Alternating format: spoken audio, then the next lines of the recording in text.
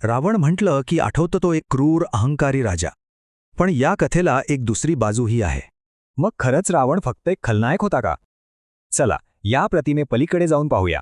एकीकडे तो वाईटाचं प्रतीक होता, तर दुसरीकडे महान विद्वान, 6 शास्त्र आणि 4 वेदांचा ज्ञाता. त्याचा वंशही तसाच गुंतागुंतीचा होता. पणजोबा ब्रह्मदेव, तर आई एक राक्षसी राजकुमारी. अविश्वसनीय शक्ती मिळवण्यासाठी त्याने कठोर तपश्चर्या केली. अगदी स्वतःची शिरं अर्पण केली होती. त्याने देव दानवांपासून अजयत्व मागितलं, पण माणसं आणि वानरांना विसरला आणि हीच चूक नडली. अच्छा, पण रावणाच्या त्या 10 डोक्यांचं खरं रहस्य काय? ते खरंच 10 डोकी होती का? एक सिद्धांत सांगतो की ती 10 डोके म्हणजे 6 शास्त्र आणि 4 वेदांवरचं त्याचं प्रभुत्व होतं. तर दुसरा सिद्धांत म्हणतो की ती होती 10 मानवी दुर्गुणांची प्रतीकं, ज्यावर तो नियंत्रण मिळवू पाहत होता. पण या सगळ्यात तो शंकराचा सर्वात मोठा भक्त होता, इतका की त्याने कैलास पर्वत उचलला होता. आणि जेव्हा त्याचे हात कैलासाखाली अडकले तेव्हा त्याने रचलं शिवतांडव स्तोत्रम. पण रामासोबतचा त्याचा संघर्ष तो तर जणू आधीच ठरलेला होता. कसं ते पाहूया. वैकुंठाचे द्वारपाल जय विजय शापामुळे विष्णूचे शत्रू म्हणून जन्मले. रावण हा त्यांचाच दुसरा जन्म होता.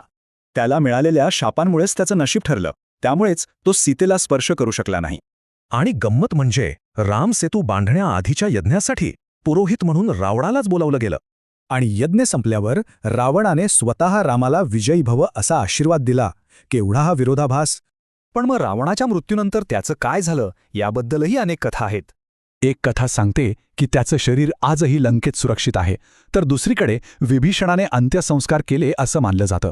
एवढंच नाही तर रामाने लक्ष्मणाला मरणासन्न रावणाकडून ज्ञानाचे धडे घ्यायला पाठवलं होतं.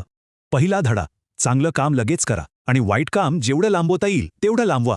दुसरा धडा, तुमचा शत्रू कितीही छोटा असला तरी त्याला कधीच कमी समजू नका. आणि तिसरा धडा, आपलं सर्वात मोठं रहस्य कोणालाही सांगू नका, कारण तेच तुमची कमजोरी बनतं. काही कथांनुसार तर सीता ही रावणाचीच मुलगी होती. एका भविष्यवाणीमुळे त्याने तिचा त्याग केला होता. म्हणजे तो विद्वान होता, भक्त होता, राजा होता आणि खलनायक सुद्धा. कितीतरी विरोधाभास. मग रावणाची खरी ओळख काय? विद्वान, भक्त की खलनायक? कदाचित सत्य या सगळ्याच्या पलीकडे आहे.